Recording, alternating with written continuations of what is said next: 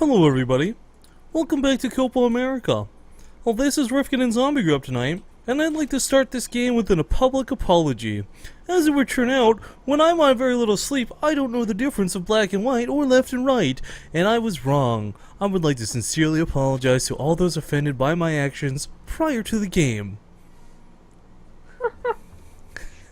But now that we are in the game, spawning here in the top left corner of the map, his name in game doesn't reflect who it is. Tisla Lazana. Apparently he's like some sort of supermodel, but from CM Storm, sponsored by them, it's going to be the Red Zerg player, Blord. The bottom left as the blue Zerg. It is sheep. Nah. Bah. That intro is not so good. Bah. Alright, Blord actually, big shout out to this guy. We got to see him a little bit in the WCS America qualifiers. It's kind of funny. I don't know if he just knows that that's his playstyle or if he knows that that's what Zombie Grub and I obsess with him. But when I did cast him, first thing he said was, "Yo, I'm not fighting a Terran, no ultras, sad face, sad face." So I don't think that's necessarily maybe his MO, but kind of probably saw a VOD or two of us casting him and heard us obsessing over it. But ZVZ's a whole nother can of worms. Blord has made weird, crazy things happen in ZVT. We'll see if he can repeat that in ZVZ. I do want to stress, guys, all these are qualified. All these players are qualified, Sheep, Blord, etc. And that today's matches don't actually knock anybody out of Copa America. But what they do decide is first place, second place, third place, fourth place, leading into the actual group stages. You know, actually, I still don't know exactly how they're seeded in based on like what their win, right? Because the idea is that usually for being seeded in, that you get easier brackets or easier groups rather. So it is. I think it actually no. It's like that's right. It goes like the first person faces the fourth player, and the second person faces the third player, right? I believe so. But what's kind of weird is with a lot of the disqualifies and potential walkovers tonight, I really have no idea how this is going to influence it, because it's not going to be like usual. Like, for example, guys, this match we're casting right now, this comes from round 2.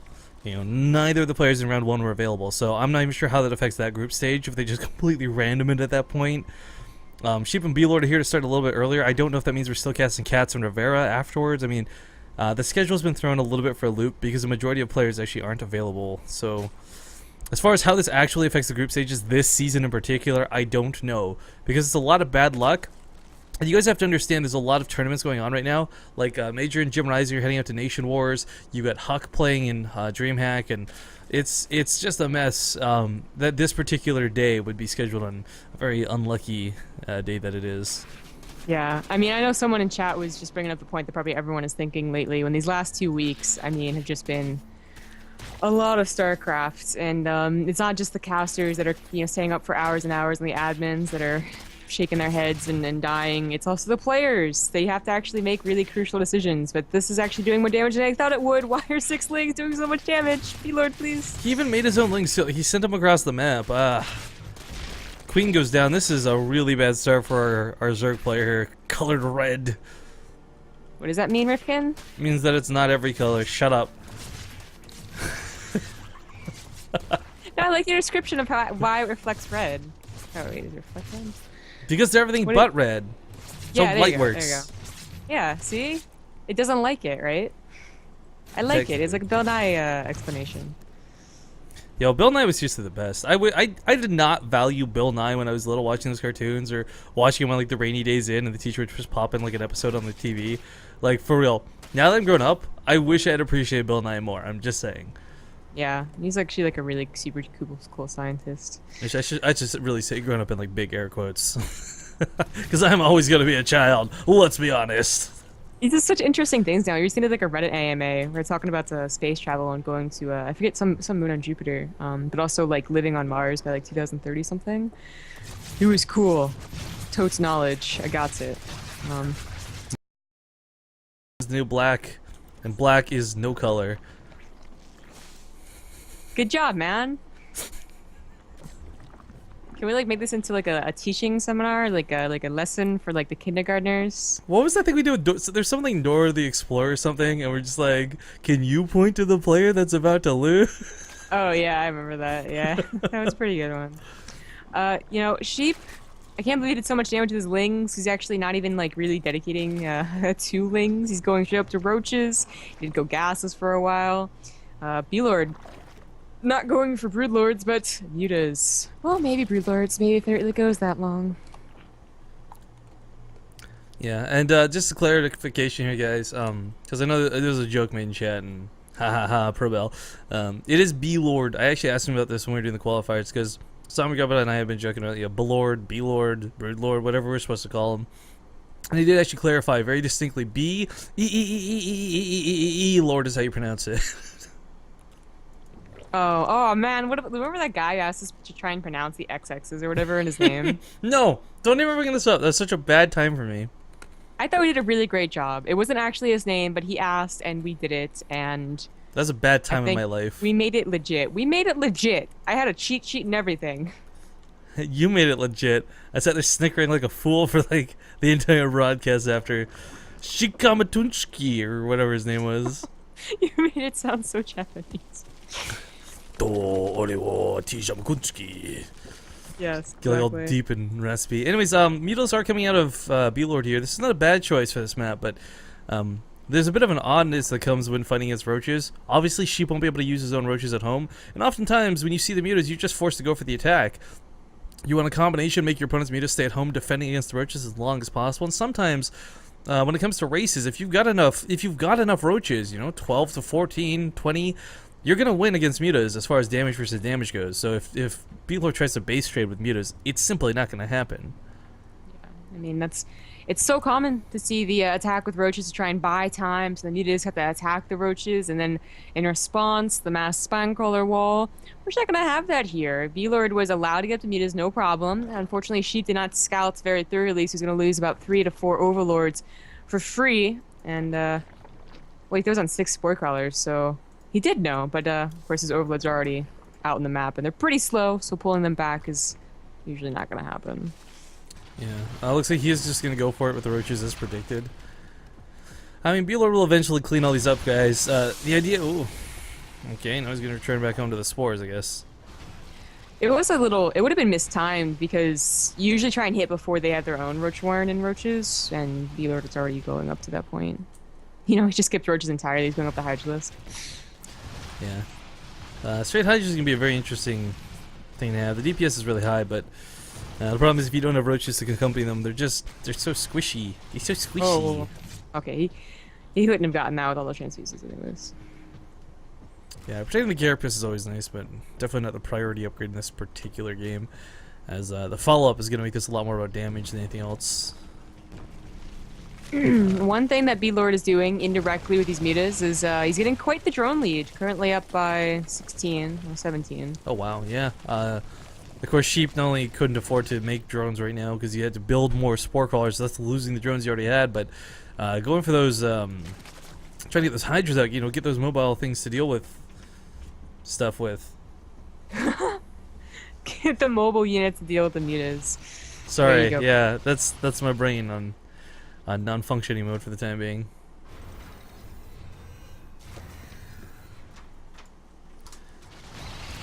Well, Changeling gets picked off. Blord is designing a lot of scouting with this, guys. Do keep in mind, if we take a look at the vision of the Sheep, kind of stuck in his base in every sense of the word.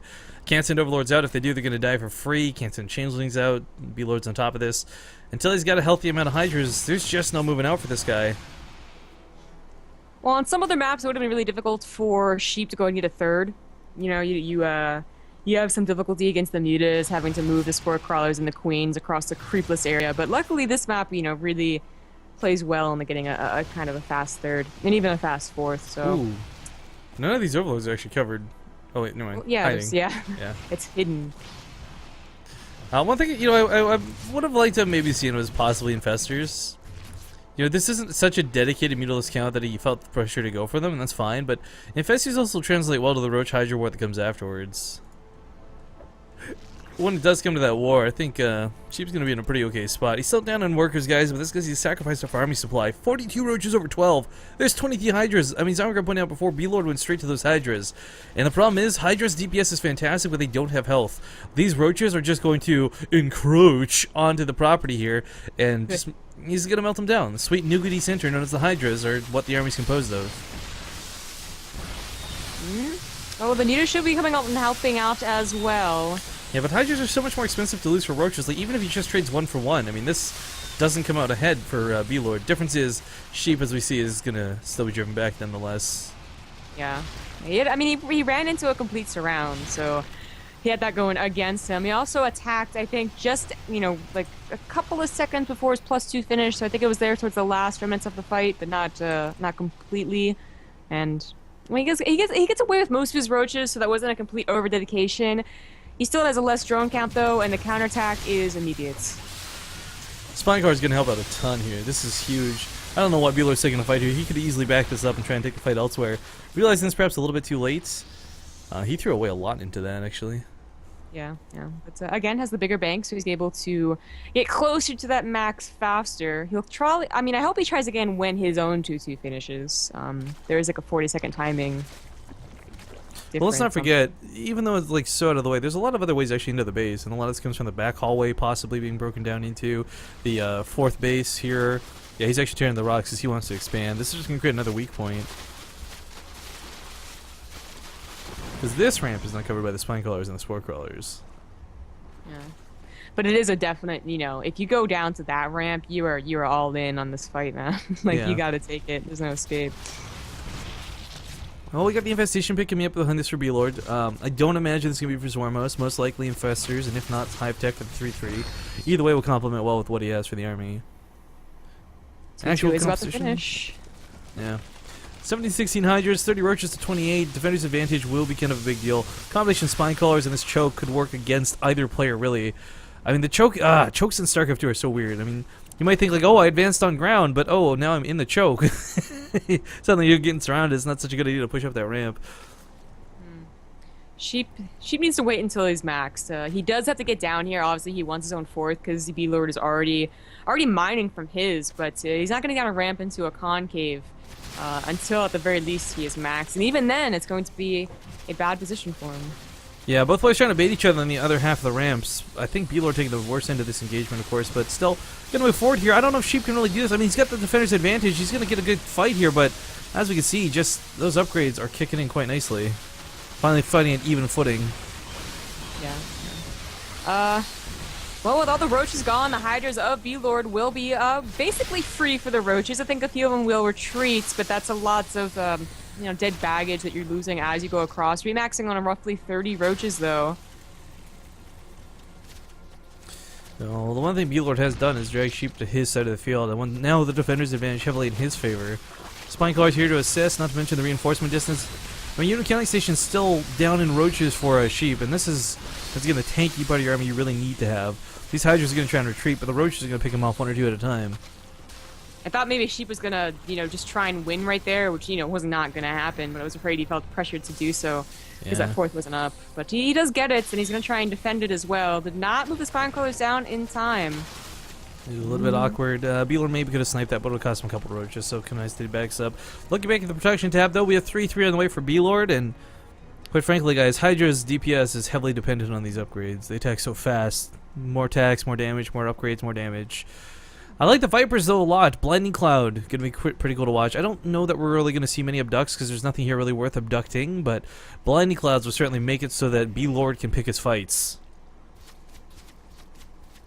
And, you know, it's not the most choked up position on a map we've ever seen, but it's not exactly hard to get a Blinding Clouds across the army of Sheep in his exact position right here. I mean, oh, yeah, 3 or 4, cover most of it. I forgot these were cooling towers. Leenock versus Major. That show match was the first time I ever seen anyone knock these down. So just kind of cool. Doesn't stop pathways because you can still walk up here on the high ground, but just neat. There's a lot of cool aspects to Dead Wing that. I mean, really, I can't wait till we start seeing maxed out games, split map versus split map. I don't care what the races are, because this map has a lot of cool like side alleys, things like the cooling towers, ways that make it very unique and interesting. Blord also mixing in Infestors, so really getting the tech advantage here. I mean, Sheep did recognize that his Hive, you know, needs to have come down. Yeah, he didn't actually scout his opponent's Hive, but, you know, it's 21 minutes. That's probably a good time. It's actually a lull in the battles as well. So he's going to be, I think he's going to be disappointed to find, you know, when he clicks on his opponent's upgrade soon, that it's already 3-3. It's going to be like a, damn moment right there. Yeah. Well, Path to Land's coming out too. You know, we saw Cats do something similar to this, if you recall. I think it was actually against Blord, if I'm not mistaken. You know, he locked down a couple good fungals, blinding clouded on top of it, forced a horrible fight, and it can be quite dangerous to do this. Well, fight coming down the middle of the map, kind of a cluster F word, if you will. Blinding clouds going left and right. Of course, these are all Blords, so he can fight within them. But Sheep being forced to back up still takes an advantage here. Pushing into his own blinding clouds, probably not the best idea. He does remax instantaneously though, and 3-3 is about to finish just in time for this counterattack. I don't know. I think Sheep might have just a little too much momentum this time, though. I mean, 26 Hydras is a really scary amount. 34 actually in total, but most of them are back at home and not here across the field. If he can knock down the fourth, this is certainly a good way to even this up, considering his fourth was so late, but just shredding a lot of the drones right now and focusing on the army. He's going to bleed out a lot of these units, and he doesn't get the base for it. Killed a couple of workers there, but really not enough to make this worthwhile. 7 drones in total? Yikes. Yeah, not the best. And Blord is already matching his supply, but this time with better upgrades. And, you know, 1 Viper still alive if he wants to go ahead and consume on the hatch will be useful for, well, you know, let's be honest, just consume. You don't really abduct in this matchup. Or just blinding cloud, rather. So, side note, someone linked this to me. They went over the Wikipedia page for Copa America. Top 16. 12 Zergs, 1 Terran, 3 Protoss. Ugh. Zergs, So, man. Yeah, I mean, unless we got Cats or Jump Rising in a series, what we're watching right now is probably what we're going to see a lot of coming forward with Copa America, guys. So you're either going to love it or hate it, depending on how you feel about this match right now. Copa America is infested with roaches. Ew. Rocha America. We now I want to do like the whole cucaracha thing or whatever. oh yeah, because music in the apparently that background. actually means cockroach. Like what the? Yeah. Never thought about it. Barreling down the middle of the map, we got Blord once again looking to take a fight. Both these players have had some pretty solid macro behind this, but the engagements have been sloppy all game from both sides, and that's why we've seen this kind of back and forth tug of war. Fungals are a little bit late, but the Blinding Claws aren't here to compliment them. Like, what good is fungling these units if you're not going to Blinding Claw? In fact, throws the Vipers away, and Blord takes a turn for the worst in a big way. That was very odd. He had a great fungal opportunity, a couple of great fungal opportunities that he just missed, and his, you know, Infestor even went down on a bad rally. And you know, this is like 4 times now that we've said, well, he took a bad fight, but at least he has his economy. At least he's able to hold the counterattack. But now it's getting to that point where like Sheep is the one with the great economy. Like Blord can't do another engagement like that. He has to finally take a good one. All of them have been kind of bad. Yeah, perhaps feeling a little too pressured to actually fight head on. I mean, guys, if we're going to be honest, when we come down to these scenarios in ZVZ, a lot of the time what we see is those 4 roaches segmented off, sneaking to the 3rd, 4 roaches sneaking to the 5th, baiting a fake fight out in the middle of the map and just letting them kill the mineral lines behind it. But none of that going on, just head-on engagements, brute force left and right. There's some spine cars, but they're not getting involved with the fight. Blord in a lot of trouble. This might just end up being that push that wins the game. I like the Infested Terrans, A for effort. Like a wall, almost. Yeah, Force fields. but they don't actually do anything. This hatchery going down is kind of a big deal. This was one of the newer, still heavily mining bases. Sheep in fantastic form right now. I mean, quite frankly, the only way he could make this better is if he just disengaged and came back full 200-200.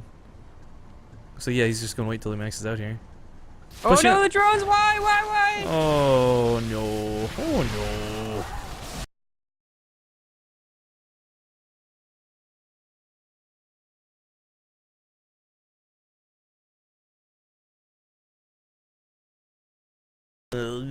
Yeah, it's not a lot. It's not a lot. Kind of surprising turn of events, honestly. I mean, I know it's been a really gradual one. It's not like there's been one immense fight that suddenly Blord loses. But, you know, you look at the first 12-ish, 15 minutes of this game, and you would have thought that Blord was in complete control. You know what? I would agree with you 100% because he was always the aggressor. He had those mutas out early, cleaned up the overlords, but Sheep showing you guys what you can do if you don't panic and you just hold on. GG, game number 1, gonna go to Sheep.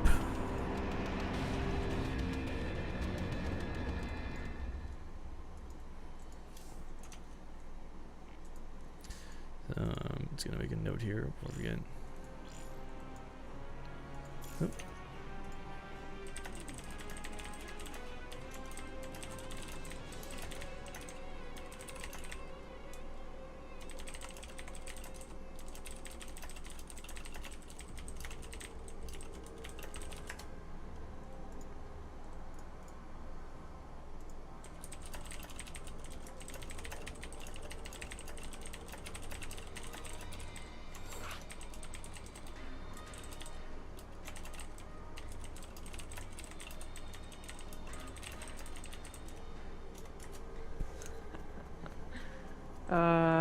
Okay. Well, the map's gonna be King Sejong Station. We can show you Oh, guys a yeah. really cool thing. Ha! What a smile on Rifkin's day here. Yeah, yeah. Isn't Copa America where we started to show it anyways? No, Red Bull, and then Copa America afterwards. But Oh, yeah, okay. but yeah, this is kind of cool. I've been nerding out about this, and I don't know, guys. I love Easter eggs. I'm sorry, you know, no matter what the game is, it's always been my favorite thing. And yeah, there's a really cool Easter egg to show off on this map. A lot of you guys from Bay Street TV are probably already sick of this, because I actually, you know what? Here's the fun fact about it. I've literally been showing this all day without sleep. I have not slept since I found this Easter egg. It's just that exciting. Mm.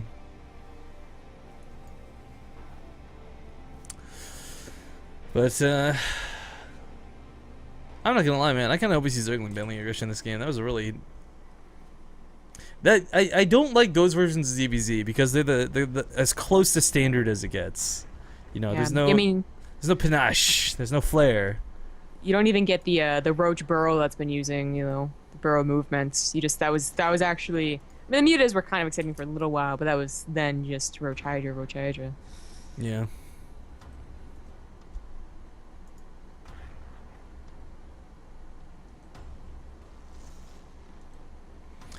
Apparently Tempo, by the way, is playing Outlast or something, one of those horror games tonight. So if you guys want to watch Tempo squeal like a pig, go check out his stream.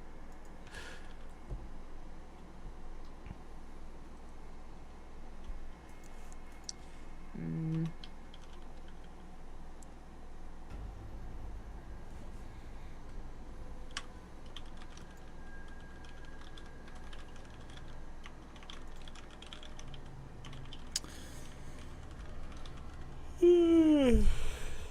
I'm sorry, guys. We are still a little bit exhausted. Casting too much StarCraft.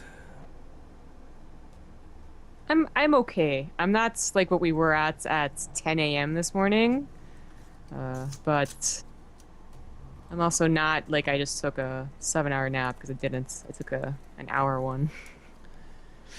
Yeah. Yeah. Oh, and it's so hot too. Oh my god. I don't know why my parents No zombie grub, trust me, that's just you. No, it's not. My cats are dying. Oh, They're all like sprayed out. Ugh. see. I was trying to give you a compliment. No, not an actual I commentary. don't know how to on, take compliments. on the temperature of the room and the variables of heat. It's like in 30 Rock when she that guy like hits on her. She's like, "Say what now?" She doesn't believe it's happening. Dude, I love Liz Lemon. Seriously, like I wish honestly I could meet a woman like Liz Lemon. That's my dream girl.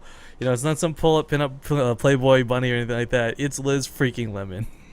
I love Liz Lemon. I aspire to be Tina Fey. Actually, I think my favorite moment with her was like that when she's talking to that chick with the baby voice or the fake baby voice. You know, I'm talking about the blonde girl or whatever. Yeah. And then in the park, and the guy's like ogling, and she's like, "Oh, that could be for anybody." She's like, "No, it was for her." Like, really specific. Oh, I know you're talking. Yeah, I know what you're talking about. I thought you were talking about the blonde assistant, but you're talking about the girl that was like masquerading as like a ditz. Yeah. Like, I love those Yeah. moments where it's like the background humor is like the best humor. Anyways, King Sejong Station, guys. We're gonna get nerdy, and we'll see you here in a moment.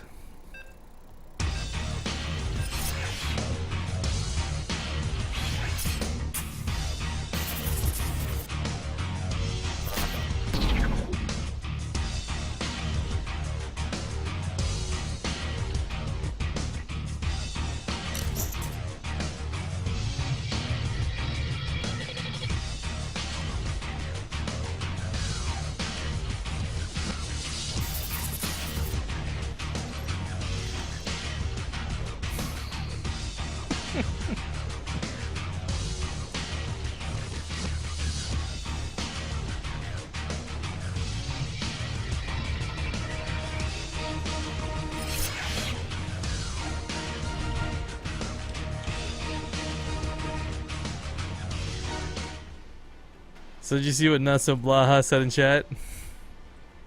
I think you'll particularly enjoy it. Anyways, guys, what are we doing stabbed in over here? We're going to do play intros in a second, but I want to share with you all.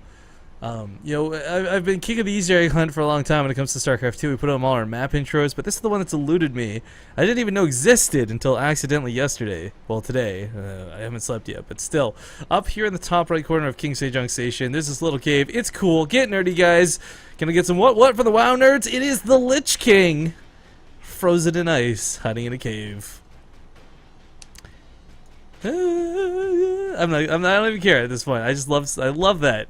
Anyways, we're in game number 2 in this best of 3. Once again, I want to stress this is not a qualifying match. Both these players have already qualified for Season 2 of Copa America. This is, I believe, the 3rd, 4th place match from Qualifier 2, leading to the group stage to decide who's seeded where. But today's seeds are a little bit different than Season 1 seeds. We'll talk about that more in a moment. Spawning here, though, in the bottom right corner of the map, from the Team Micro Gamers, it is the blue Zerg player leading the series 1-0. It's Sheep. Sean. What? Never left. As the red Zerg. It's Blord. Why is a sheep named Sean? Tisla Lozano. Okay, so the reason the qualifiers are a little bit weird today, guys, is there's a couple of walkovers, and I don't mean like one or two couple. I mean like as of this moment, there's a lot of people no showing. Not out of disrespect to the tournament, and not because anyone's being malicious, and I'm sure it's just a lot of bad coincidence, but, you know, we got combination players like Major and Jim Rising flying up for Nation Wars, representing Team Mexico. You've got people at DreamHack, like Hawk. I mean, I'm sure there's a lot of reasons the various people aren't here today, but we got quite a few walkovers, so where normally you'd be like, okay, that person just ends up at the bottom of the seed for the group. Now all of a sudden it's like, wait, do all of them end up at the bottom of the seed for the group? Because there's a lot of people missing from today. So this is going to be a really interesting set of final qualifiers, I guess. Because not only are you going to see the players who actually are here competing, but they're also going to have a very, very high seed. And I don't know how that'll affect the group play. Yeah, it will be weird. Again, the idea is that the first player, the first place guy faces the 4th place guy. So you're hoping that means that the much better guy gets an opponent. But if it's all messed up like this, it's not exactly what's going to happen. I would say it's almost one of those instances where, you ask the men in the line, one man step forward, but everyone but one steps back, the comical routine. So it's kind of like that for the group stages today. We don't have the best player advancing forward necessarily. Yeah, it's more like everyone else is just taking a big step back. Yeah. Of course, a lot of these players are very well known. Major, Huck, Suppy, probably the big Cats. Fog comes, a lot of these guys come to mind. Yeah, well, a lot of them are, various tiers of well-known. So it is also a case that a lot of them probably honestly don't care.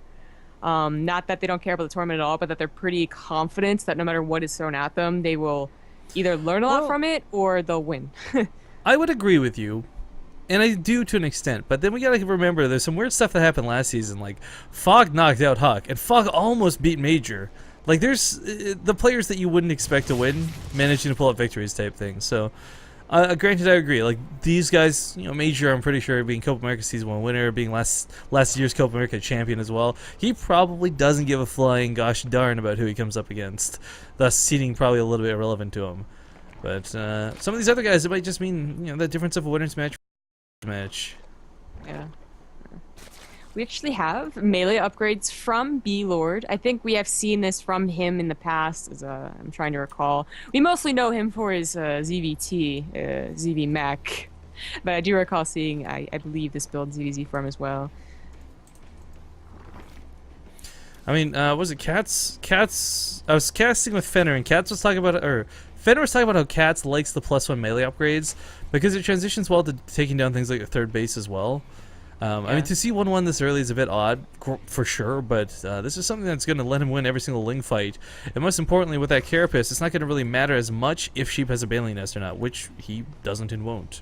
Yeah, he might try and take a third on the low amount of roaches. I mean, I'm talking like even 5 to 10, honestly. If they're like a little disjointed and they get surrounded, piece by piece, Lings with 1-1 upgrades will actually dismantle them. I have to imagine this is exactly this is what Blord is hoping is going to happen, is that they're not stuck in a choke somewhere. They're not in the mineral lines. He can actually surround them, kill them, and then kill the third. Yeah, without a doubt. I mean, right now he's coming across the map with a good chunk of his own lings, but he's going to be met with lings that have superior upgrades in due time. Not quite yet, so it's still a numbers game for the time being. But it is 35-16 in that numbers game. Yeah. Well, one thing Sheep does here is that it is lucky that he got speed in general. He didn't go gasless, because if he didn't have speed, he doesn't scout this. Now, he might not be clicking on the lings to see the upgrades, but now he knows that there is this many lings. You know, if he's getting roaches, he knows to position them in a place where they can't get surrounded. And in fact, well, that third's actually already done, so he has no choice. It's either that or sack the third. Well, good start here with the lings. I mean, that +1 upgrade allowed him to go through these roaches, chew through the queens. Evo Chamber's getting picked off. I mean, quite frankly, Sheep's got a high army supply value, but this is looking over. Okay, yeah, this is very anticlimactic. I mean, we've seen these ling all-ins in the past. I mean, in like DreamHack, you know, for instance. I mean, Snoop versus Jaedong, but I thought for sure that, I mean, maybe Sheep was supply blocked. I was wondering, I was like, are you going to produce anything? You just saw all these lings. And he didn't start producing until he could produce like 11, you know, at one time. And GG, okie dokie then. Wookie. Yeah. Another common response is that if you, you know, if you know it's coming and you know the roaches are going to quite be out, you actually fully wall off. You do sap the third. But it's worth it, you know, just to keep 2 hatcheries alive.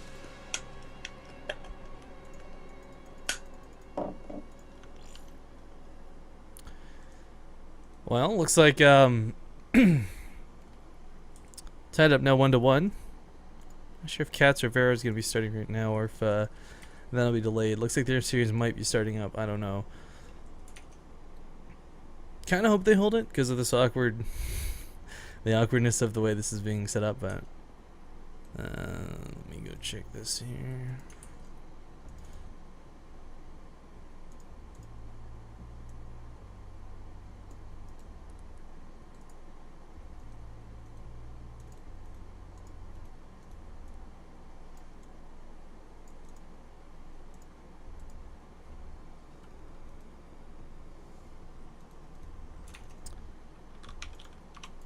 This here thing, Pedro.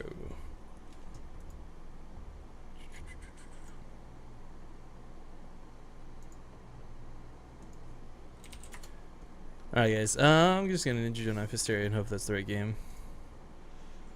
It's gonna be totes weird if it's not. It is awesome.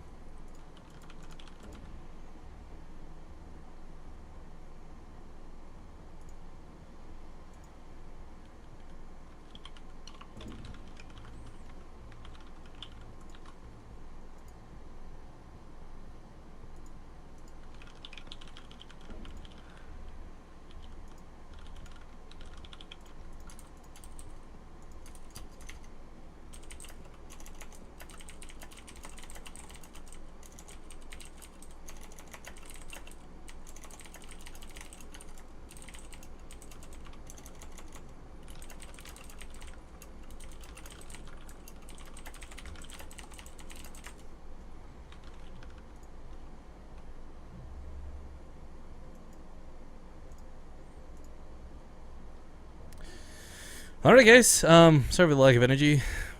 Once again, focusing on staying awake right now. The chore at hand. But Sheep versus Blord goes to game number 3 on Catalina.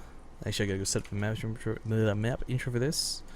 I want to stress this again, guys, because someone in chat did bring up, why is this guy pretending to be on CM Storm? He actually is sponsored by CM Storm. We thought it was kind of a weird thing too. It looked like kind of a joke. You know, it's not a full name. The logo looks a little bit funny, but yeah, the admins confirmed it for us last season where we were kind of like, WTF.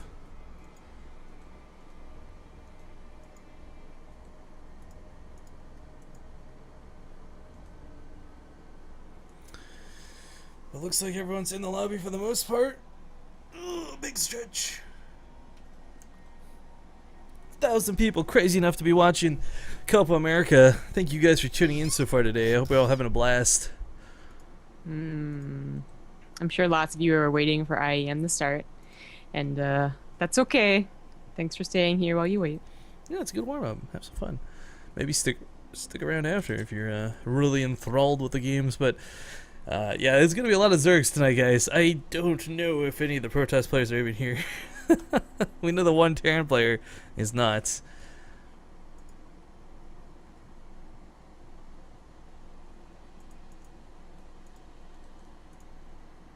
But we are in the lobby and just waiting. I got the intro loaded up for once. Woo!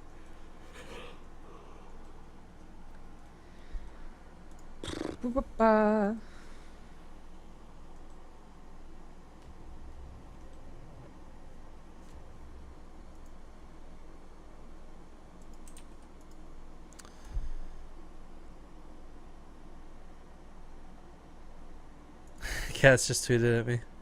Wow, if it's an animal, I don't even know how you're wait to guess Copa America today, homie. Yo, actually, sort of related to cats. Did you see the picture he tweeted? I guess his mom posted a picture of him as a kid or something. I did not. It is the most adorable thing.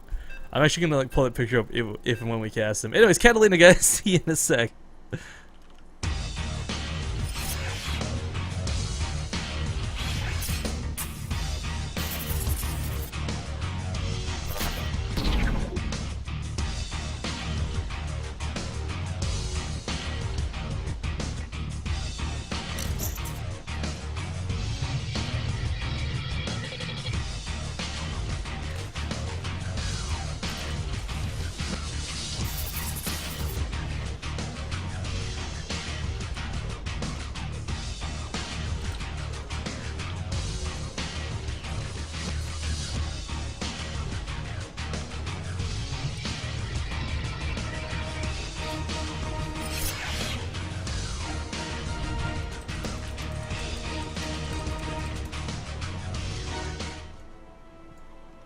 Alright, welcome back to the match, guys. It is tied up 1-1 if you're just joining us. Sheep versus Blord here.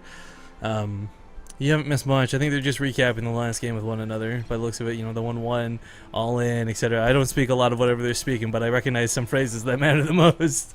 Anyways, this is the final game in this best of 3. Once again, this really leads towards group stages, but group stages are going to be so weird this season, and I'm actually, you know, the more we talk about it, the more excited to see just how this is going to flip-flop everything around.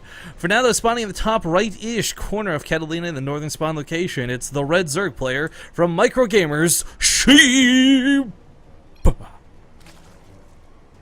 the bottom left, or sorry, in the middle left, as the Blue Zerg, it is Blord. Oh, I mean, in fairness, it's the bottom-ish half. Actually, it's pretty perfect in the middle. I don't know.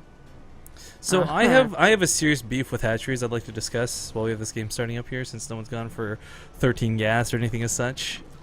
Okay, you tell us your beef. Why do larvae only come out of the southern hole in this hatchery? Like, I seriously wish larvae could come out of any 5 of the points. It was just totally random. I'm pretty sure it comes out on the side where like the minerals aren't. Well, so, that's simply not true. They always come out on the south side. Well, that one comes out on the. Oh wait, I see what you're saying. Like I'm saying, like, why can't the larva like wiggle out of the right tube or the left tube? Or... So if they were in the bottom right, they would come out the bottom and get into the mineral line. Yeah, that'd be so sick. Well, that's annoying. I can't actually recall. Zerg now confirmed OP depending on spawn locations. Right? Needs so buff much, for these northern locations. It's like a whole second they have to spend getting into the mineral line. That's so much money lost. I know. That's so much more difficult than the tech lab problem. You know what? You know what this Fairness. is? This is the American economy. Wow. Bit of a stretch there. Dokey. So's the American dollar. Canada, Canada, go, go, rah, rah. Actually, our dollar's doing worse than yours, so I'll take that all Yeah, I was back. like, wait a minute. Yeah, we actually, looking at the I Am Canada stuff, we recently learned just how bad the Canadian dollar was. But all right, Blord is going to be hit with a couple of links early on. We saw this actually do too much damage to him early, if you recall, but Sheep is going to be met with combination queen and 4 lings, and quite frankly, as long as Blord doesn't engage too early, he just waits for the queen, he should be okay. Obviously doesn't want this to get too low, though. Taking a few drones with them. Needs to be careful with these drones. Loses a drone. The queen is going to be able to take care of this, and he shouldn't get any more drones. He just simply shouldn't. And Yeah. And there he goes. And Oh, there he goes back in. I was gonna say he's relentless here. You should get a scout though. Send 2 lings in there, try and get a scout, see if his gas is taken. Actually, that's a good point. Yeah, I mean the aggression's nice. If you can pick off a drone or 2, that's cool. Sometimes you get surrounded on the queen, and that's actually really strong. But seeing gas timings in ZBZ is sometimes the single most important thing to scout. Both players take in later gases though, so I mean it's not the biggest deal. Although, actually no, not both players, what I'm saying here. Blord did take his gas. I was looking over here at Mr. Sheep's base. Only just now taking those gases. Fairly fast lair. Sheep would really like to scout this.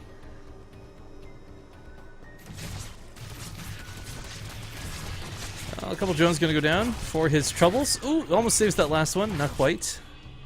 But yeah, this fast layer. I mean, my question is just fast mutas. Like, why else would you go for it this early without a roach horn, right? It looks like, yeah, he's taking all the gases right now, so it might just be the case. Waiting on that fourth one potentially to get rid of this overlord. So yeah, I think that was the case. Yeah, pretty clutch right there. Pretty sneaky. Okay, so if this is going to be mutas like I assume it is, guys, Catalina is actually really good for this, and I enjoy this choice. The problem is, though, it's so easy to shut down fast mutas like this because there's such a low count of them. You're only going to need, like, 2 Spore Crawlers per base and maybe 1 on the transfer, right? Like, I mean, it's not like Blord's going to have the money or the gas to produce 11 mutas right off the bat. It's seriously going to be like 6 or 7 at most. Yeah. That is usually what you want to do. I mean, he did go for mutas last game, don't forget. He went for 7, 8 mutas, usually the key, where you can transition into roaches.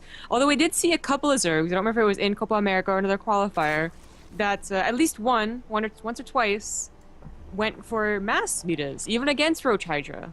I remember it was like, you know, muta, ling, bling, and he kept on trying and he almost won. Yeah, No. I mean, mutas, if used correctly, have their place. But we've seen several instances in the past, too, where players have just gotten that sick fungal, gotten that really perfect counter composition of Spore Crawlers in the best spots, and while mutas can snowball out of control, they can also snowball, like, I guess, back in control real fast if you can shut them down.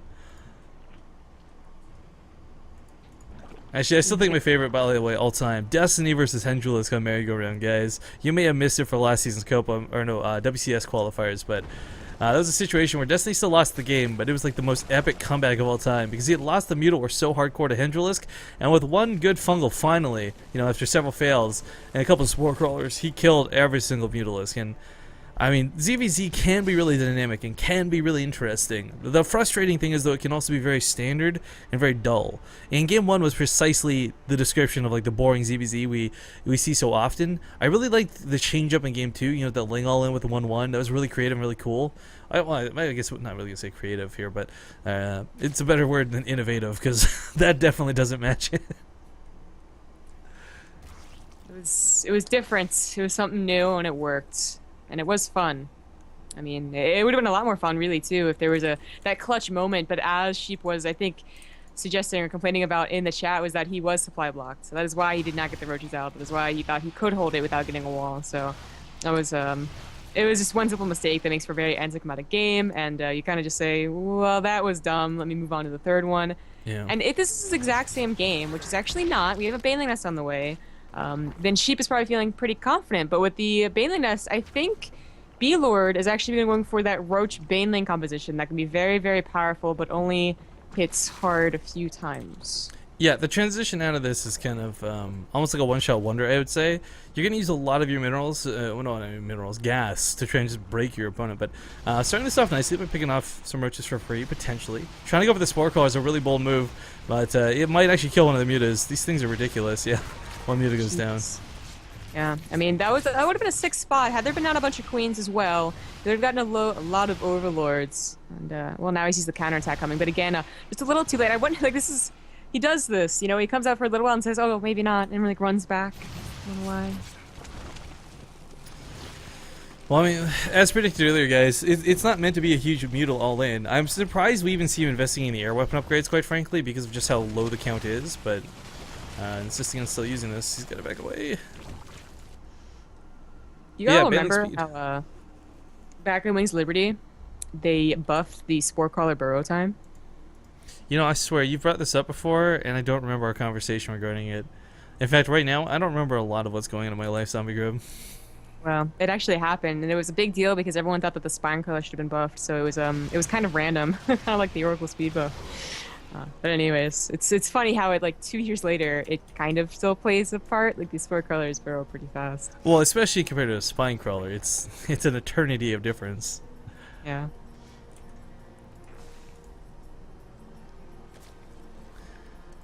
Alright, so the muta's still being made, so this makes more sense. I was a little bit worried he wasn't going to invest. I mean, because like the +1 upgrades, guys, I mean, 100 to 100 is nothing that you can really afford to spend on units you don't plan to invest into. But he is getting more mutas out behind this. Don't forget, he did get bailing speed as well. Really curious to see how he plans to utilize this. The 2-line didn't read version of this, for those who haven't seen this used properly, you know, banelings you think are the most counterintuitive thing. Like, why would you go banelings versus roaches? Roaches are armored, they take no bonus damage, they got a lot of health. What a waste of banelings. But oftentimes is the case, they're also very clumped up. And that splash damage really wins you the actual roach war as the follow-up. Downside is, we're seeing that really slow max out once again. You know, he's being a little bit aggressive with the mutas, and I like this choice, but as we see, it's so easy to shut this down with a couple good spore crawlers, especially well positioned. He has gotten up to 16. That is twice the usual amount you see when you transition into the roaches, so actually looking to deal more than just the occasional overlord harass. Yeah. But on the topic of the roach baneling composition, some of you might be saying, oh, the banelings are for the hydralisk, and that's certainly true. If they connect with the hydralisk, that's actually really, really nice, and that's that was a response we saw a while ago. But I mean, it's occurring now that even if you don't go hydralisk, even if you're an entirely maxed out roach army, people will still go banelings against it, and it is that splash damage that can play a big part. I like that gas snipe though. I mean, it might not seem like the biggest deal, guys, but because sheep's going this composition, it is pretty gas heavy, especially with hydras. I mean, losing to guys like this really slows down your production. I mean, right now he's got a decent amount banked, so it's not going to come into effect right away, but when you're trying to do that remax, if you're doing it with 5 geysers instead of 6, it's a big deal. And Blord is almost max, producing a lot of banelings. You know, you don't usually keep a lot of lings, so the rest of these should be morphed in as he gets the gas. Yeah, I mean, he has more gas. There we go, some more. But he's also going to hit with his upgrades. In fact, he invested into +2 flyer attack. That's so interesting, because even though he gets 16, I still think that's where he's going to stop. You know, he's like, if he loses them, does he reproduce them? I don't think so. I mean, there's like a golden rule of ZVZ, guys. If your opponent's also not going mutas, you don't continue going mutas. Yeah. I mean, there are some players who give some nods, like people like Scarlet, Seppi, and Hydralisk, who can make mass muta work in most scenarios, but yeah, generically speaking, you don't want to see that, and precisely because what's going to be following this up, we got Infestation Pit on the way. This could be for the faster hive. We have seen sheep favor that 3-3, but quite frankly, a good pasturing gland and a fungal growth or two could really change this around for someone who's investing so heavily into the mutas. Yeah, and not just for the mutas, but also for those banelings. If the banelings are rolling through and 1 or 2 fungal stops them in their tracks, well, obviously they're not really doing their job, but it's a lot of gas wasted, especially if you're able to chain fungal and pop them off before they get close whatsoever. But Blord should be gearing up for an attack right now. When he has his 4th going, he is max. There it goes. The move out has started.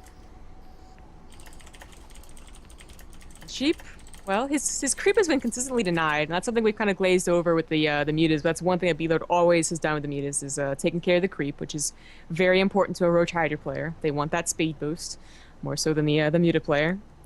It's gearing up. The downside for this, though, I mean, a lot of these roaches aren't really clumped. Like, there's a nice little mess of them over here, but this isn't, I don't know. We'll see if this ends up working or not. Banelings go off over here, not a lot goes down, but the Banelings on the front lines actually collide with a lot of the roaches. That was a good fight. He takes out the spine crawler as well. Now pushing up this ramp. He's got to be careful. The mutas are going to give him high ground vision, but there's so many spore crawlers still around, and he can't fight within those. Deciding to now go to the natural. He'll be able to snipe off the spores really easily with the roach resistance. However, starting to bleed out some of the mutas. Oh, why is he going on top of the... This is a mistake with the mutas. He's just giving them away. Now the roaches, I don't know if he can win the fight. He certainly got a decent count of them. 36 to 26, though. Sheep has the number advantage. He's also got the upgraded... Well, actually, the talent upgrades. I take that back 2 to 2. But these mutas should have had a much bigger role in the fight. But instead, he gave away like 5 of them to that spore crawler. Why? Yeah, big mistake. You know, you saw him try and move them back, but then they decided to attack the spore crawler. They had a derp moment, and in fact, Blord actually does reproduce the mutas. That is so interesting. And going up to 8 to begin with was uncommon, but reproducing them afterwards is also uncommon. I mean, usually you see another roach baneling attack, you know, everything all in once again, but maybe not. Oh, okay, 22 links are on the way. He's going to look for another fight like that. Okay, well, the thing that you do have to fear, there are a lot of hydras in play now. Before it was just purely roaches, which is why they got a little bit of free reign on the battlefield afterwards to pick off a couple more roaches. But now that hydras are out, this becomes a little bit more hard to deal with. And let's not forget, Sheep is getting those level 3 upgrades out. You know, we're going to see Blord stuck on layer tech for quite some time, I imagine. Oh, but the roach was not too bad in count. 40 versus 26. Hydras, of course, as we talked about before, very squishy units. We even have the lings flooding into this. I think these lings are actually going to be what tips the side of the battle. A lot of wasted shots on those lings instead of the important units like the roaches, like the mutas. In fact, starting to favor this very heavily, 29-8. Even with defender's advantage, I don't know that Sheep can do this. It's now looking like it's gonna happen. His Remax wasn't there. He didn't have a big enough fang. Felix on top of the production now at this new base. This is where a lot of the larva was/is. That's where the macro hatchery is. I mean, this is where the momentum needs to be, and he shifted in the right direction. This might not be the case if he had gone for the natural, but GG's going to be called. Ladies and gentlemen, Blord will take the series 2-1. I always forgot they had that game over 2 that ended so abruptly. But yes, Blord takes it 2-1.